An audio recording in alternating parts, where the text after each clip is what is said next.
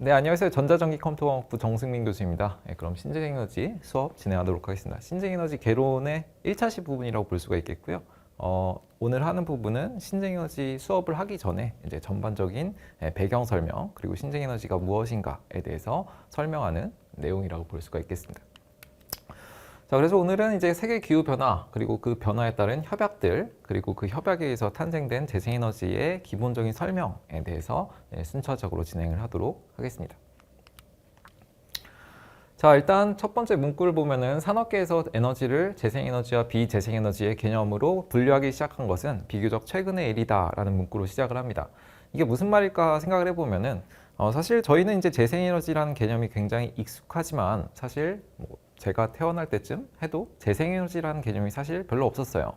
그 이유는 기존에는 뭐 화석 연료를 이용해서 발전을 했었고 뭐 여러 가지 에너지 소비를 했었을 텐데 그 당시만 해도 그렇게 체감이 안 됐다고 보시면 될 것 같습니다. 그 당시에 뭐 화석을 열심히 뗐지만 뭐 지구가 온도가 크게 변했다 이런 체감을 하진 못했기 때문에 사람들이 이제 화석 연료에 의존을 했었지만 최근에는 이제 굉장히 많은 이슈들이 많이 발생을 했죠. 뭐 기후 변화라든지 환경 영향이라든지 그리고 이런 것들이 우리 인간에 미치는 영향들 이런 것들에 대해서 굉장히 깊은 고찰이 일어나면서 우리가 화석 연료에 의존하다 보면은 이제 안 되니까 이거를 뭔가 좀 재생 가능한 에너지로 사용을 해보자. 바람이나 태양 이런 에너지를 사용해보자 이런 개념이 등장을 하면서 그때 비로소 이제 재생에너지 개념이 등장을 하고 비재생에너지는 이제 우리가 기존에 써왔었던 화석에너지를 얘기하는 거겠죠. 그런 비재생에너지로 분류해가지고 산업계에서 활용을 하고 있다라고 보시면 될 것 같습니다. 자, 그러면은 이제 우리가 재생에너지를 이해하기 위해서는 이런 변화들이 어디서부터 파생이 됐고 왜 이런 변화가 발생이 됐는지부터 이해를 해야 되는데 그러면 이제 세계 기후 변화, 기후 변화가 제일 중요하죠. 가파르게 상승한 화석 연료의 사용량이라고 표시가 되어 있는데 산업혁명 이후에 사실 산업혁명이 일어나고 나서 이제 기차들도 발생을 하고 뭐 기차뿐만 아니라 화석 연료를 위한 모터들 그리고 공장들 이런 것들이 발생을 하면서 사실 사람들이 살기가 굉장히 좋아졌죠. 물건들을 굉장히 많이 공급할 수가 있고 그 물건들을 우리가 사용을 할 수가 있다 보니까 너도 나도 화석연료를 떼기 시작합니다. 화석연료를 떼는데 사실 처음에는 별로 의미 없었을 거예요. 사람들이 이제 체감을 못했을 거예요. 화석연료를 많이 떼도 뭐 더워지고 있나 이런 체감을 전혀 못했을 거예요. 그리고 뭐 먼지는 많이 발생을 했겠죠. 하지만 그 먼지에 대해서 뭐 이렇게 나쁜 의식도 별로 없었을 겁니다. 여러분 뭐 들어봤을지 모르겠는데 예전에 그 영국에서 어린이들의 70%가 굴뚝 청소를 다 했다 그러죠. 굴뚝 청소가 뭐예요? 이제 공장이나 이런 발전소에 이제 굴뚝들이 매연이 쌓이다 보면 이게 막히니까 효율이 안 좋아지니까 여기 공장에 있는 굴뚝을 청소를 해야 되는데 성인 남성이 들어가기는 굉장히 좁은 그 굴뚝이기 때문에 여기에 누가 들어가요? 애들이 들어가서 빗자루 같은 거 들고 와서 탈탈탈 털고 자, 지금 생각하면 굉장히 끔찍하죠. 어떻게 보면 그 매연은 굉장히 몸에 안 좋은 성분들일 텐데 거기에 어린애들이 들어가가지고 청소를 했다는 거는 어른들이 보기에도 아이들이 보기에도 이 매연에 대해서 별로 이렇게 나쁜 감정이 없었을 거야. 그래서 거기 들어갔겠죠. 거기에 청소했던 사람들은 이제 대부분 빨리 죽었죠. 그런 이제 좀 지금 생각하면 굉장히 끔찍한 일이었을 텐데 아무튼 그렇게 이제 매연이나 이런 것들에 대한 이제 적대감이 없다 보니까 사람들이 화석연료를 계속 뗐습니다. 계속 내가 이제 돈 버는 게 중요하기 때문에 화석연료 그냥 싸게 사가지고 별로 가공 처리도 안 하고 이제 매연 떼고 나서 이 연기들에 대해서 최근에 개발되어 있는 그 발전소나 그 공장 같은 경우는 여기 다 집진기 같은 거 설치하죠. 매연에서 먼지 같은 걸 싹 끄집어내가지고 최대한 깨끗한 공기로 만들어서 배출하는 걸 설치를 했는데 그 당시엔 그런 게 전혀 없었단 말이에요. 그래가지고 이제 그 쭉쭉쭉 떼다 보니까 지구가 힘들어하죠. 이건 이제 제가 GPT로 그린 그림인데 지구가 예전에는 그래도 이제 버틸만 했다가 이제 점점 심각해지고 있는 상황을 모사했다고 보시면 되겠죠. 자, 그래서 어떻게 보면 영국과 뭐 선진국 중심으로 산업 발전을 굉장히 크게 이룩한 이후에 그리고 나서 이제 산업 발전이 어느 정도 이룩해가지고 화석 발전이 이제 좀 더 이상 사용이 안 됐으면 큰 문제가 없었을 텐데 뭐 선진국들이 발전하고 나면 이제 후발주자들이 있죠. 개발도상국들이 너도 나도 또 화석연료를 사용하기 시작합니다. 또 이 개발도상국들이 이제 또 선진국 반열에 올라가게 되면 어떻게 되겠어요? 우리나라 같은 경우도 이제 선진국 반열에 올라갔지만 그 밑에 있는 다른 개발도상국들이 계속 나오고 있죠. 그러면 결국은 화석 연료를 계속 뗄 수밖에 없는 상황이라고 볼 수가 있는데 그러다 보니까 이제 환경 문제가 파급이 되기 시작합니다. 온실효과, 그러니까 이제 여기 매연에서 나오는 가스들, 일산화탄소 이런 것들이 이제 대기층을 올라가면서 이제 지구의 열을 방출하지 못하게끔 하죠. 그러다 보니까 이제 지구의 온도가 점차적으로 상승을 하고 그 결과 온도가 상승하면은 여러분도 살기 안 좋겠지만 더위를 타는 사람들은 굉장히 버티기 힘들죠. 그렇지만 더 중요한 거는 이제 해수면이 상승을 하죠. 왜 상승해요? 북극과 남극의 빙하들이 녹고 있으면서 수위를 상승시키고 산업혁명 이후에 이제 수위가 한 10cm 상승했다고 했는데 10cm는 굉장히 큽니다, 여러분. 이 10cm 상승 때문에 뭐 폴리네시아에 있는 많은 섬들이 이제 사라졌다는 얘기 아마 들어봤을 거예요. 그래서 점점 우리가 살고 있는 육지도 줄어들게 된다. 만약에 이제 북극에 있는 남극에 있는 빙하가 다 녹으면은 지구 대부분이 잠긴다라는 건 여러분도 알고 있죠. 그래서 그런 상황들을 이제 대비를 해야 된다라고 이제 세계 각국에서 이제 성찰을 하기 시작을 하는 그런 상황이라고 볼 수가 있겠죠. 자, 그래서 이제 단체들이 발생을 했죠. 제일 먼저 발생한 게 IPCC라는 단체가 이제 출범을 하죠. 출범을 하는데 거기서 이제 나름 과학적으로 분석을 해보니까 온실가스 배출을 적절하게 조정을 못한다면은 21세기 말, 그러니까 200년대 후반이라고 볼 수가 있겠죠. 그때 지구 표면 온도가 최대 5.8도 상승할 것이다. 5.8도 하면은 그렇게 체감이 안 느껴지지만 지금까지 우리가 산업혁명 이후에 온도 상승한 걸 보면은 대략 1.5도라고 보시면 돼요. 1.5도. 우리가 굉장히 더워졌다 했지만 사실 그게 평균 온도가 1.5도 상승한 상황이다. 근데 5.8도면 어떻게 되겠어요? 엄청 더워지겠죠? 지구, 우리 여름에 뭐 몇 도 달성했다 있잖아. 근데 그게 최소한 5도 이상 증가한다고 하면은 진짜 굉장히 살기 힘든 지역이 되겠죠. 우리나라도 살기 힘들어지겠지만 적도 근처에 있는 지역들, 뭐 베트남이라든지 동남아시아, 아프리카 이런 국가들 같은 경우는 사람이 살기 힘든 환경이 될 거야. 그리고 북극 같은 데는 이제 좀 오히려 살기 좋은 환경이 될 수도 있겠죠. 아무튼 온도가 상승하게 되면은 우리나라 같은 경우도 이제 뭐 부산 같은 지역이 이제 잠길 수가 있겠죠. 그런 상황들이 발생할 수가 있겠다. 그런 것들에 대한 경고를 하고 있는 상황이라고 볼 수가 있겠죠. 자, 이런 주제로 한번 미국인이랑 한번 토론을 한 적이 있는데 미국인은 이걸 굉장히 대수롭지 않게 생각하는 경향, 물론 모든 미국인이 그렇지 않겠지만 미국인이 이걸 대수롭지 않게 생각하는 경향이 있더라고요. 이게 온도가 상승하게 되면은 이제 지구의 대부분이 물에 잠긴다. 그러면은 우리가 살 지역이 없어져서 우리 지구 온난화를 잘 대처해야 된다. 이런 저는 스탠스를 취했는데 미국인 같은 경우는 지금도 우리 국가에는 우리 뭐 세계 모든 나라, 러시아나 미국 같은 국가에는 추워서 사람들이 못 사는 데가 많다. 그런 데 가서 살면 된다라는 얘기를 하더라고요. 그걸 듣고 저는 좀 말문이 막혔는데 그럼 우리가 거기 가서 살아도 되냐라고 물어보고 싶었지만 더 이상 얘기는 하지 않고 아무튼 그런 지역들은 이제 좀 살기 좋아질 수 있겠지만 우리 같은 국가에서는 이제 대부분의 토지를 유실할 수가 있겠죠. 그래서 이런 것들에 대한 대비가 필요하다라고 볼 수가 있겠습니다. 혹자는 이걸 되게 자연스러운 변화라고 얘기하기도 해요. 대표적으로 이제 미국에 있는 대통령 같은 경우는 이제 지구 온도 변화는 뭐 자연스러운 현상이고 이런 순간적인 증가일 뿐이다 이렇게 얘기를 하는 부분도 있는데 이제 과학적으로 보시면은 이제 표를 보시면은 이 그림을 보시면은 그냥 자연적으로 온도 변하는 것도 있어요. 물론 자연적으로 온도 변하는 것도 있지만 이렇게 표시가 되어 있지만 인간의 활동이 이제 그 실제 온도 변화에 굉장히 밀접한 관련이 있다라고 이제 세계 많은 연구자들이 얘기를 하고 있습니다. 하지만 물론 이것들을 이제 반박하는 사람들도 있지만 그런 사람들은 대부분 뭐 좀 정치적인 이슈가 있겠죠. 자, 그래서 이제 이런 온도 변화들을 이제 대비를 하기 위해서는 이제 온실 효과에 대해서 이해를 해야 되는데 온실 효과에 대해서는 뭐 여러분 다 아시리라고 생각을 합니다. 대기가 태양 복사 에너지를 흡수해서 온도가 상승한 형상이다라고 되어 있죠. 자, 온실 효과에 대해서 간단하게만 좀 얘기를 하면은 원래대로라면은 태양 에너지가 이제 대기에 들어오게 되면은 대기층을 뚫고 들어오겠죠. 이제 그 대기층을 뚫고 들어오는데 뭐 물론 이 부분에서 대부분은 이제 다시 우주로 돌아가게 됩니다. 우주로 돌아가게 되는데 이제 이 대기를 뚫고 일부분이 와가지고 이제 지구를 이제 에너지를 공급을 하겠죠. 에너지를 공급을 하고 사람들이 사용하고 사용들이 사용하고 방출하는 것들 이런 에너지들이 다시 우주 밖으로 나가줘야겠죠. 뭐 물론 물이나 뭐 대기면에 반사되는 에너지도 있겠지만 실제로 사람들이 사용하는 에너지가 이제 대기 중으로 날아가가지고 밖으로 방출이 되어야 되는데 태양에서 이제 우리 그 지구로 들어오는 에너지는 단파 복사 형태라고 보시면 되는데, 이제 우리가 방출하는 에너지 형태는 전부 다 장파 복사 형태예요. 자, 장파 복사 같은 경우는 이제 대기 중에 있는 여러 구름들, 대기층에 의해서 흡수가 가능합니다.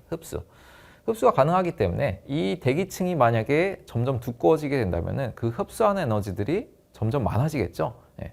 뭐 이 대기층을 이루는 게 뭐예요? 일산화탄소나 질소 뭐 이런 것들이 있잖아. 이산화탄소 이런 것들이 있잖아. 이런 것들이 점점 많아지게 되면은 여기서 이제 외부로 나가지 못하고 대기층이 흡수가 되면서 결국 구름이 뜨거워지면 뭐가 뜨거워지겠어요? 예, 여기 있는 지구가 점점 뜨거워지겠죠? 예, 그런 현상들이 이제 발생을 한다라고 보시면 될 것 같습니다. 자, 이 대기층을 이루는 것 중에 제일 우리가 중요하게 생각하는 거는 이산화탄소라고 볼 수가 있겠죠. 물론 이산화탄소가 제일 안 좋은 영향을 주진 않아요. 하지만 방출한 양 자체가 이산화탄소가 제일 많기 때문에 만약 화석연료를 때우게 되면은 제일 많이 방출하는 것이 이산화탄소이기 때문에 이산화탄소가 주범이다라고 얘기를 하고 있는 거라고 보시면 되겠습니다. 자, 그래서 그 일련의 과정들이 여기 설명이 되어 있죠. 태양으로부터 입사된 에너지는 열평의 원칙에 따라 당연히 우주로 돌아가야 되는데 그게 잘 이루어지지 않는다. 왜? 이런 가스 때문에 가스층이 흡수가 되어가지고 이제 온도가 상승하고 있다. 그러면 우리는 이 가스를 최대한 줄여가지고 최대한 에너지가 방출이 되도록 해야겠죠. 그래야지 온도 상승을 억제할 수 있겠다. 이렇게 볼 수가 있겠죠. 물론 구름을 전부 다 없애버리는 기술이 나오면은 좋겠지만 그러면은 이제 적절하게 제어를 못하면은 위험한 상황도 발생할 수가 있겠죠. 아무튼 우리가 지금 상황에서 제일 중요하게 생각하는 것은 이 대기층으로 방출되는 가스를 최대한 줄여야 된다라고 볼 수가 있겠습니다. 그러기 위해서는 뭔가 자연에서 활용할 수 있는 에너지를 추출해야겠죠. 그런 것들이 이제 재생에너지의 기본 배경이다라고 보시면 될 것 같습니다. 자, 그러면 이런 기후변화 협약 때문에 이제 이어지는 세계 기후변화 때문에 이루어지는 기후변화 협약들에 대해서 한번 얘기를 해보도록 합시다. 아까 말씀드렸다시피 IPCC가 이제 1987년도에 대두가 되고 88년도에 설립이 됩니다. 이게 이제 아까 우리가 봤었던 그래프처럼 과학적인 근거에 기여해서 기반해 가지고 뭔가 온실가스 현상을 이제 분석을 하는 그런 기관이라고 보시면 되고, 이런 기관들에 의해서 이제 유엔 기후변화 협약이 채택이 됩니다. 그게 1992년이죠. 그때 이제 최초로 기후 체제가 이제 출범이 됐다고 볼 수가 있고, 사실 이 당시만 해도 사람들이 그렇게 문제의식은 갖지 않았을 것 같아요. 그러다가 이제 점점 온도가 더 심각해지니까 이제 국가에서 점점 이런 합의체에 점점 도달을 하게 되고, 국가가 이제 들어가게 되면은 그 밑에 있는 뭐 기업이라든지 기관들에게 뭔가 이제 지시를 내리겠죠. 너네 화석연료 그만 써, 너네 에너지 아껴 써, 이런 것들을 지시를 내릴 수가 있겠죠. 그러면서 이제 기업들도 어쩔 수 없이 사실 기업 입장에서는 돈이 되는 게 제일 중요하기 때문에 뭐 재생에너지를 공급하는 것이 그렇게 관심이 없을 수도 있어요. 하지만 국가 차원에서 이걸 잘 제약을 해주면은 기업들은 따를 수밖에 없겠죠. 지금은 이런 구조로서 이제 재생에너지가 투입이 되고 있다라고 볼 수가 있겠습니다. 한전 같은 경우도 사실은 재생에너지를 별로 좋아하지 않습니다. 좋아하지 않지만 정부에서 뭐 재생에너지, 태양광이나 풍력 발전을 도입해라라고 이제 그 파리 기후 협약에서 세계 국가들이랑 약속을 했기 때문에 이렇게 도입해라라고 지시를 내리는 것이고, 그런 지시가 내려짐에 따라서 이제 어쩔 수 없이 도입하고 있는 추세다라고 볼 수도 있겠어요.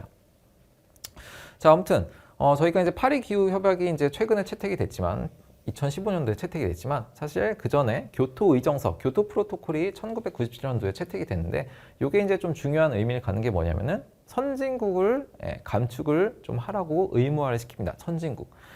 이게 사실은 어떻게 보면 당연하다고 볼 수가 있는데, 자, 이제 기후변화가 사실은 산업화부터 이루어졌다고 생각을 해보면은 산업화에 처음에 제일 먼저 혜택을 본 사람들은 당연히 누구겠어요? 그 당시에 선진국이겠죠. 뭐 영국, 프랑스, 미국 이런 국가들이 산업화를 제일 먼저 했을 거 아니야. 그러면서 혜택도 많이 누렸을 거고, 자기들은 그 당시에서 뭐 특별히 제약도 없었을 테니까 화석연료를 무진장 이제 공급해가지고 이제 발전을 이뤘잖아요.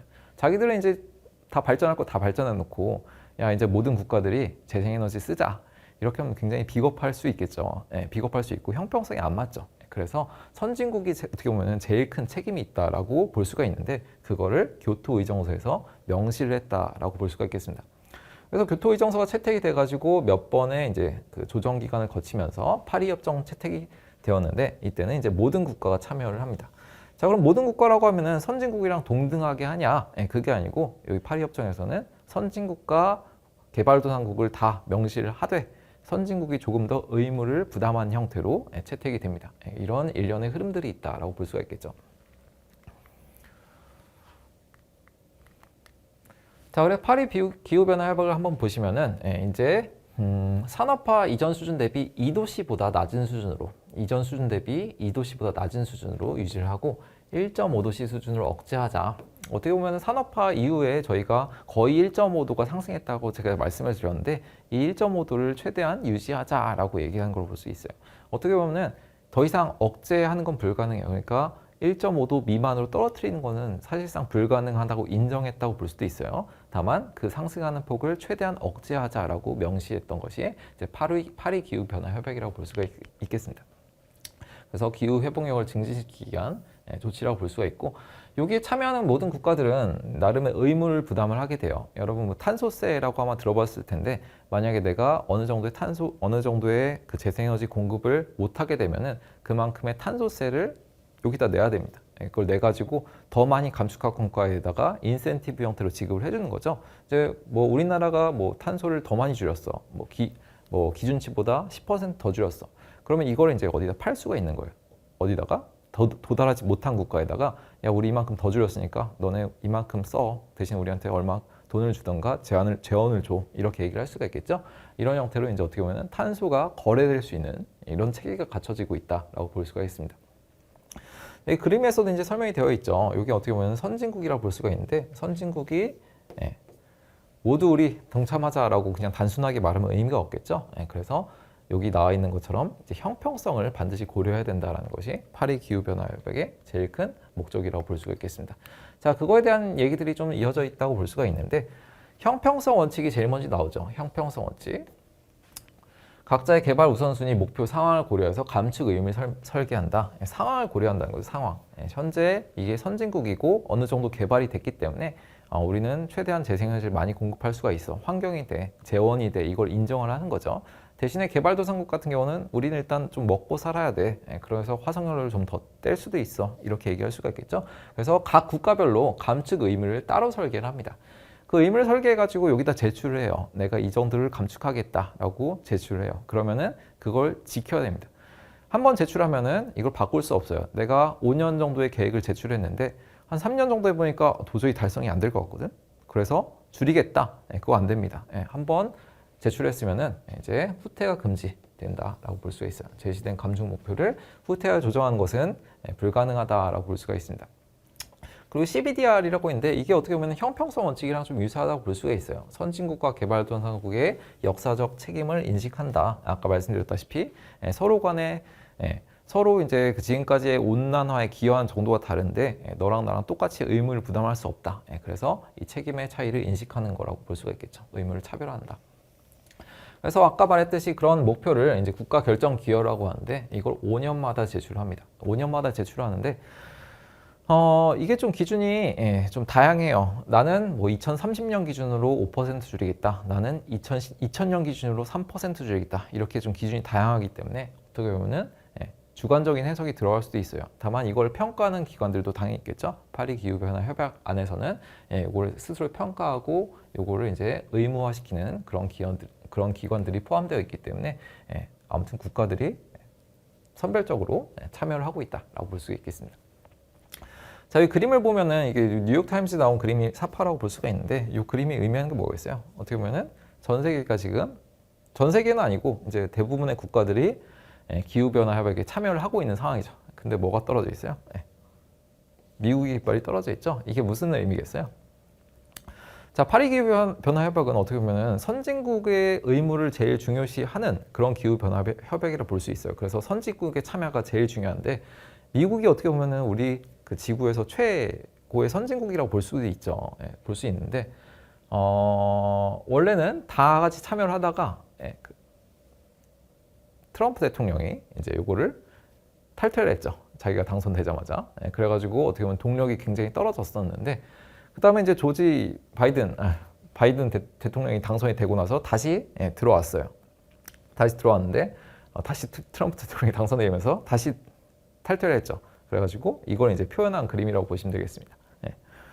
그래서 어떻게 보면 선진국이 여기에 참여를 해야지 이 파리 기후변화협약이 동력을 가지고 쭉 진행이 될 수가 있는데, 이게 선진국이 이렇게 대표적인 선진국이 나가면서 또 동력을 잃을 상황에 있다고 볼 수가 있겠습니다. 물론 대부분의 국가들은 여전히 이제 의무를 다하고 있는데, 요걸 이제 탈퇴하는 미국 같은 국가가 있으면은 제가 안 하는데 내가 해야 돼, 이런 생각이 들 수밖에 없겠죠. 그래가지고 굉장히 많은 논란이 있다라고 볼 수 있습니다. 뉴욕타임즈에서 이걸 얘기를 하는 거죠.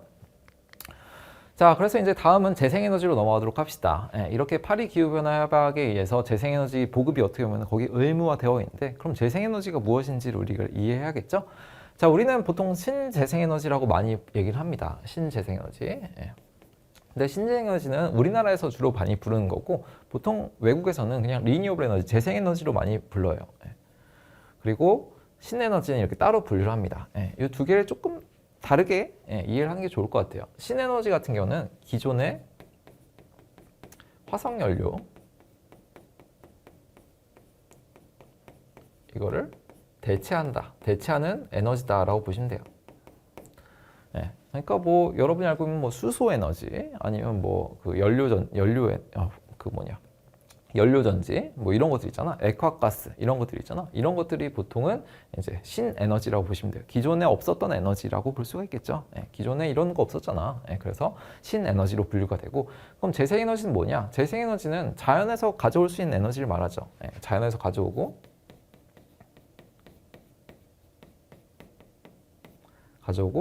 거의 무한안전. 우리가 쓰더라도 다시 회복이 중요하죠. 회복되는 에너지를 우리가 재생에너지라고 합니다.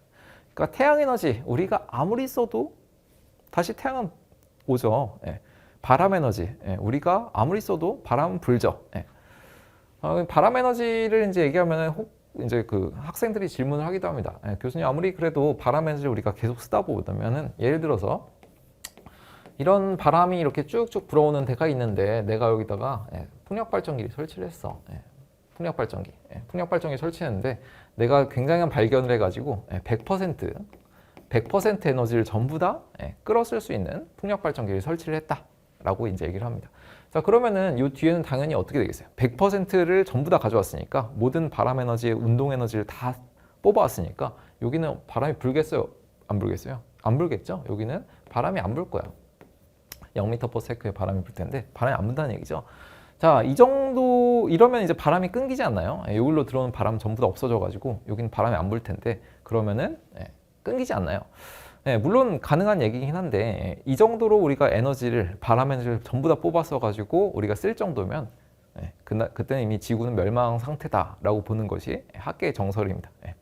기류가 바뀔 정도로 우리가 바람 에너지를 쓴다? 그러면 이미 지구는 멸망했다, 이렇게 보는 게 정설입니다. 그만큼 바람 에너지가 굉장히 풍부하다는 얘기죠. 우리가 쓸 수 없을 정도의 바람이 불고 있다라고 보시면 될 것 같아요. 이해되시죠? 자, 그럼 대표적으로 이제 태양 에너지랑 풍력 에너지가 있는데, 태양 에너지 같은 경우는 여러분이 알고 있는 태양광 에너지, 태양 에너지 이렇게 분류가 되고, 이거 말고도 다른 에너지들이 분류가 되죠. 지열 에너지, 물 에너지, 바이오 에너지. 하지만 대부분은 태양에서 기인한다고 볼 수가 있어요. 태양 때문에 바람이 불고, 온도차가 있으니까 바람이 부는 거죠. 그리고 태양 때문에 물 에너지를 쓸 수 있고, 물을 증발시켜서 우리가 수력 에너지를 쓰는 거잖아. 그렇죠? 바이오 에너지 같은 경우도 햇빛이 있어야지 바이오 에너지를 쓸 수가 있겠죠. 지열이나 폐기물, 지열 같은 경우는 이제 땅 속에서 오는 에너지이기 때문에 태양과는 무관하다고 볼 수 있겠지만, 거의 대부분이 이제 태양에서 오는 에너지다라고 볼 수가 있겠습니다. 자, 그런 얘기가 있죠. 지구에서의 재생에너지 흐름과 에너지량을 보시면은 거의 재생에너지 중에 99.9% 정도가 태양에너지에서 기인한다. 바람 에너지도 태양에서 기인한다고 볼 수가 있겠죠. 그걸 말고는 조력에너지는 굉장히 작긴 하지만 쓰는 데가 있죠. 이건 어디서 파생된 에너지예요? 달의 움직임에 의해서 파생된 에너지라고 볼 수가 있겠죠. 그래서 태양과는 살짝 무관하다라고 볼 수 있어요. 그리고 지구 내부 에너지, 지열 발전 같은 것들이 있겠죠. 이런 것들도 태양과는 조금 무관하지만 재생에너지로 분류가 된다라고 볼 수가 있어요. 결국 대부분의 재생에너지는 태양 복사가 원동력이다라고 볼 수가 있겠습니다. 자, 태양 복사를 직접적으로 사용하는 경로는 다양하다. 물론 태양 에너지를 그냥 뭐 옷 말리는 데 쓰는 것도 우리가 쓴다고 볼 수가 있겠죠. 뭐 반드시 전기로 만들어서 쓰는 것만 쓰는 게 아니고 뭐 난방을 한다든지 뭐 옷을 말린다든지 뭐 이런 것들도 결국 태양 에너지를 사용한다라고 볼 수가 있겠습니다. 자, 그래서 증기기관을 시작된 산업화 영역으로 태양 복사를 이용한다라고 하는데 최초로 재생에너지를 사용한 게 뭐겠어요? 증기기관이 어떻게 보면 발전 시스템을 만드는 그 초창기 그 기관이라고 볼 수가 있는데 그때 사용됐던 기관을 채용을 했겠죠. 그래서 태양열이 제일 먼저 시작이 됐습니다. 태양 복사를 이용해 가지고 물을 막 끓이는 거예요. 물을 끓여 가지고 이걸 응집시켜서 증기기관을 돌린다.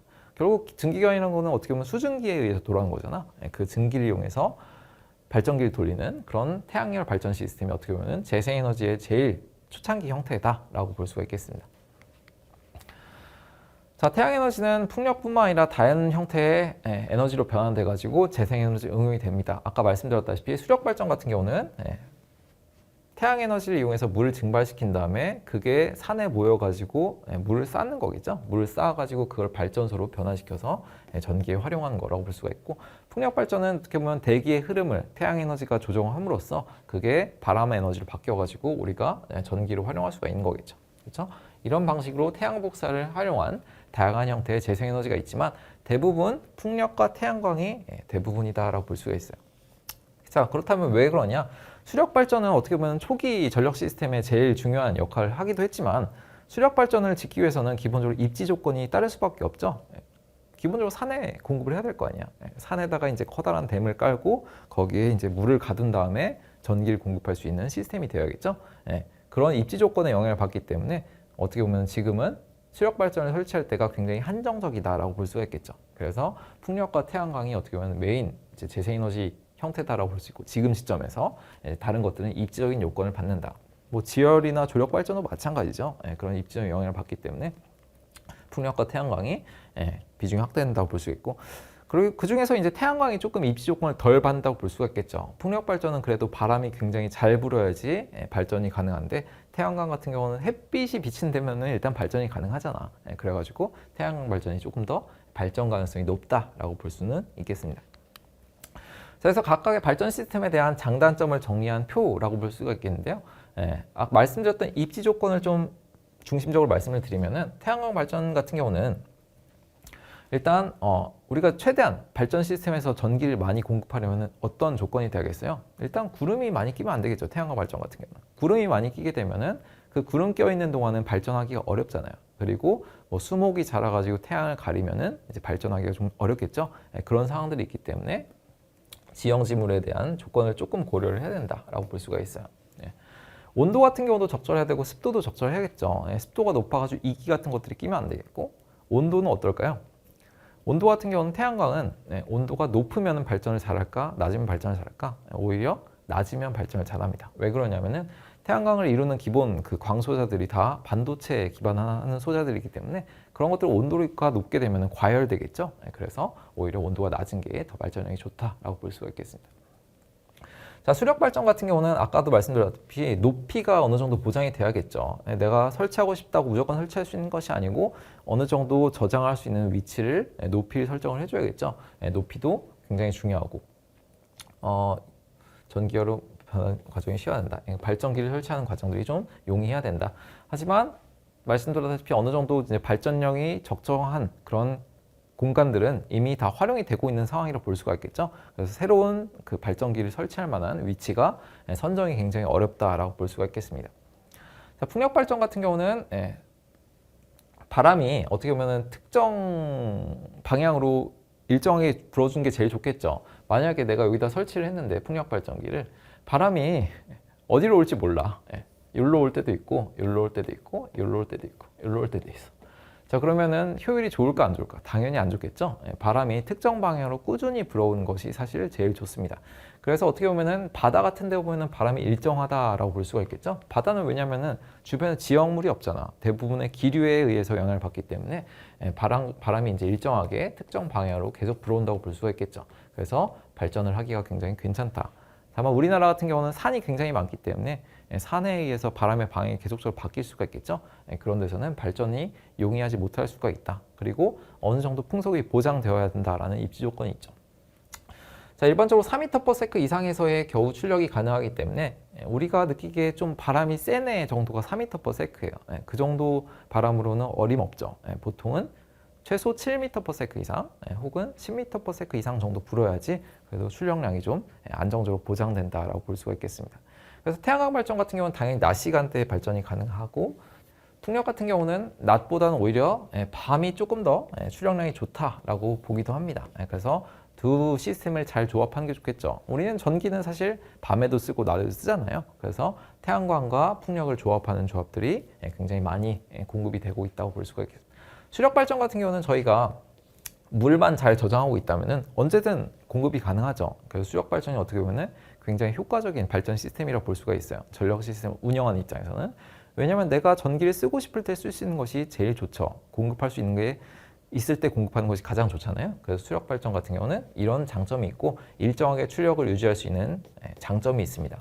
계통 운영자에서 제어도 가능하죠. 하지만 태양광 같은 경우는 제어가 불가능하죠. 그러니까 제어가 불가능하다는 것은 내가 사실은 태양이 5 정도 불고 있는 5 정도 이제 일사량이 있는데 내가 임의로 7로 올릴 수가 없잖아요. 태양을 더 세게 할 수는 없잖아요. 그래서 조정하는 것이 사실 좀 어려운 부분이 있다. 환경적인 요인의 영향을 굉장히 많이 받는다. 그리고 구름이 왔다 갔다 하게 되면 출력도 계속 변동을 하겠죠. 왔다 갔다. 이런 변동성 때문에 태양광 발전 시스템에 단점이 있다고 볼 수 있습니다. 바람도 마찬가지죠. 바람이 10m/s로 쭉 불어주면 제일 좋겠지만 불었다가 떨어졌다, 불었다가 떨어졌다 이런 것들을 반복을 하기 때문에 변동성이라는 것이 굉장히 높습니다. 이 변동성 때문에 전력계통을 운영하는 데서는 굉장히 단점이 있을 수 있겠죠. 전력계통 운영에서는 항상 발전량과 수요를 일정하게 맞춰줘야 돼요. 그래야지 우리가 알고 있는 60Hz를 맞춰줄 수가 있는데 풍력과 태양광이 서로 이제 변동을 하다 보면은 운영하는 입장에서는 요걸 공급량을 정확히 맞춰주기가 굉장히 어렵겠죠. 그래서 이런 단점들이 존재할 수 있다라고 정리를 할 수가 있겠습니다. 자, 그래서 이번 시간에는 신재에너지를 정의를 이해하기 위해서 기본적인 배경, 그러니까 기후 변화에 대해서 이해를 했고 그 기후 변화에서 파생된 여러 가지 협약들, 그 협약들에서 각 국가들에 대한 의무에 대해서 얘기를 했고 그 의무 안에서 당연히 이제 포함되는 것들이 이제 재생에너지 공급이라고 볼 수가 있겠죠. 탄소를 최대한 줄이기 위해서 재생에너지를 공급하기 위한 노력을 하고 있다. 그럼 그 재생에너지 무엇인가? 기본적으로 환경을 이용하는 에너지를 우리가 재생에너지라고 그 분류로 이제 3가지 정도를 전력 시스템에 사용되는 대표적인 3가지라고 볼 수가 있겠죠. 풍력과 태양과 수력 3가지 발전 시스템의 장단점에 대해서 정리를 했습니다. 이걸 바탕으로 이제 그 다음 시간에는 각 국가들이 이 재생에너지를 공급하기 위해서 어떤 정책을 또 펼쳤는지 간단하게 정리를 한 다음에 재생에너지의 기본적인 요소인 태양에너지로 넘어갈 수 있도록 하겠습니다. 자, 그럼 이것으로 1차 수업을 마치도록 하겠습니다. 고생하셨습니다.